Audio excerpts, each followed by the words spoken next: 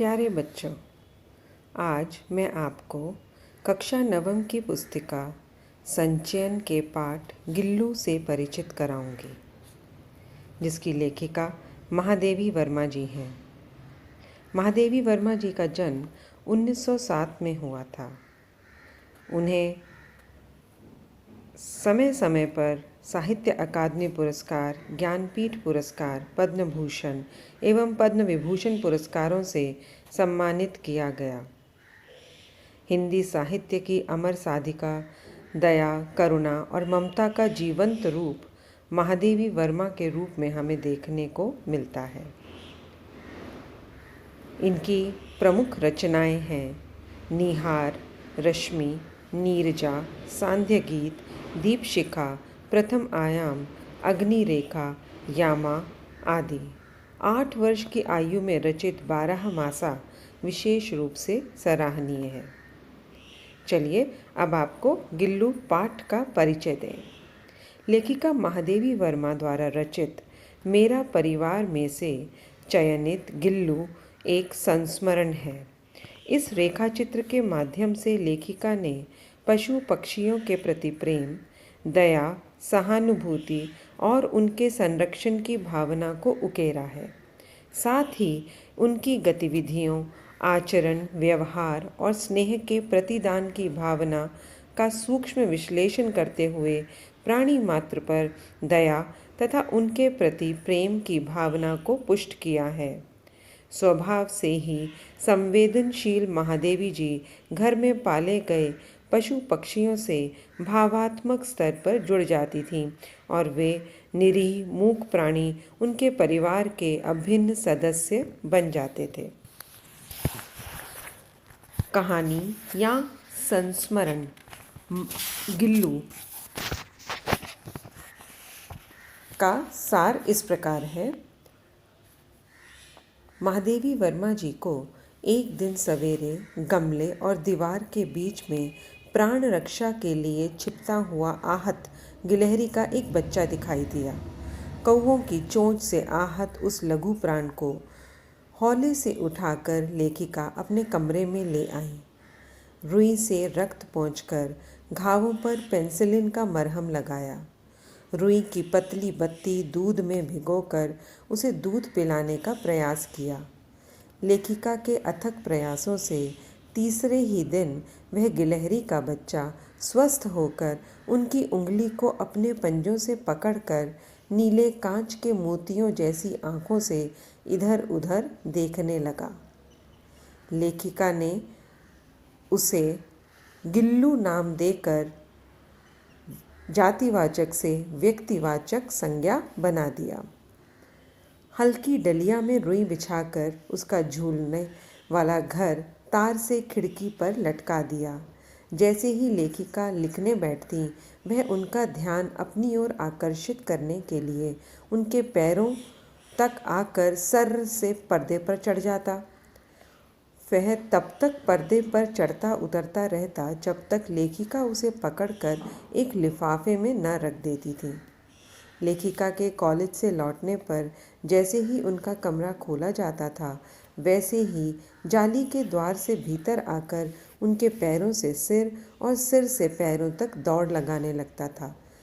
वह दौड़ तब तक लगाता जब तक लेखिका उसे अपने हाथों में लेकर प्यार न करती। लेखिका को अपने सभी पशु पक्षियों से बहुत प्यार था, परंतु गिल्लू को छोड़कर किसी की भी हिम्मत उनकी थाली में खाने की नहीं हुई। लेखिका ने उसे थाली के पास बैठना सिखाया। वह उनकी थाली के पास बैठकर चावल का एक एक दाना बड़ी सफाई से खाता था। काजू उसे बहुत पसंद था। काजू न मिलने पर अन्य खाद्य पदार्थ वह झूले से नीचे फेंक देता था। एक बार मोटर दुर्घटना में आहत लेखिका जब कुछ दिनों तक अस्पताल में रहीं और जब वह बाद में घर पहुंची, तो गिल्लू की डलिया उन्होंने देखी। उसमें उन्हें बहुत से काजू दिखाई दिए। इसका अर्थ था कि लेखिका के विरह में गिल्लू ने अपना प्रिय खाद्य पदार्थ भी नहीं खाया था। और जब लेखिका अपने बिस्तर पर लेटती थीं तो गिल्लू तकिए के सिरहाने बैठकर अपने नन्हे नन्हे पंजों से उनके सिर के बालों को इस प्रकार सहलाता था मानो कोई परिचारिका उनका ध्यान रख रही हो। गिलहरियों के जीवन की अवधि 2 वर्ष से अधिक नहीं होती, अतः गिल्लू की जीवन यात्रा का भी अंत आ गया। अंत की यातना में वह झूले से उतरकर लेखिका के बिस्तर पर आया और अपने ठंडे पंजों से लेखिका की उन्हीं 2 उंगलियों से चिपक पड़ा जिन्हें बचपन के दिनों में उसने पकड़ा था।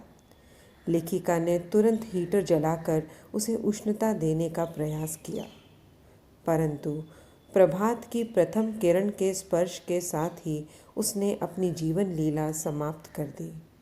सोनजूही की लता के नीचे उसे समाधि दी गई। सोनजूही की वासंती कलियों के खिलने पर लेखिका को गिल्लू की याद आ जाती है और उन्हें लगता है कि शायद गिल्लू ही इन पीली कलियों के रूप में अवतरित हुआ है। तो बच्चों, यह थी कहानी का सार, गिल्लू। अब पात्र परिचय के रूप में पहले मैं लेखिका के विषय में आपको बताऊंगी। संवेदनशील, भावप्रवण, ममता से परिपूर्ण लेखिका की सेवा से आहत गिलहरी भी स्वस्थ हो जाती है।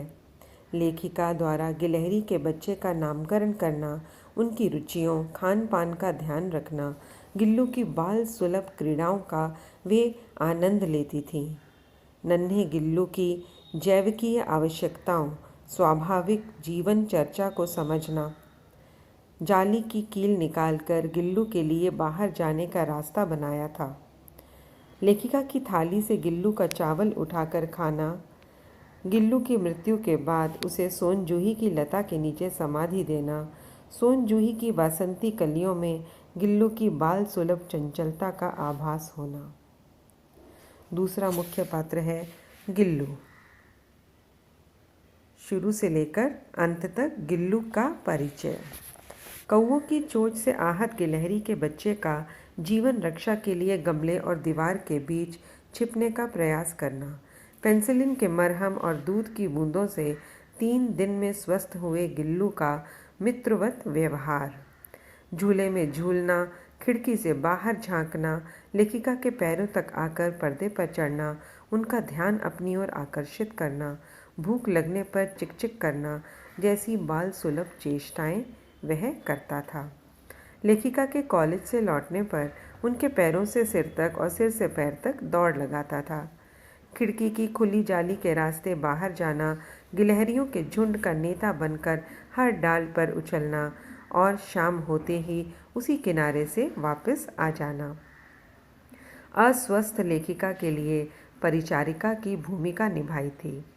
अंतिम समय में लेखिका की उंगलियों का सहारा लेकर जीवन लीला की समाप्ति हुई।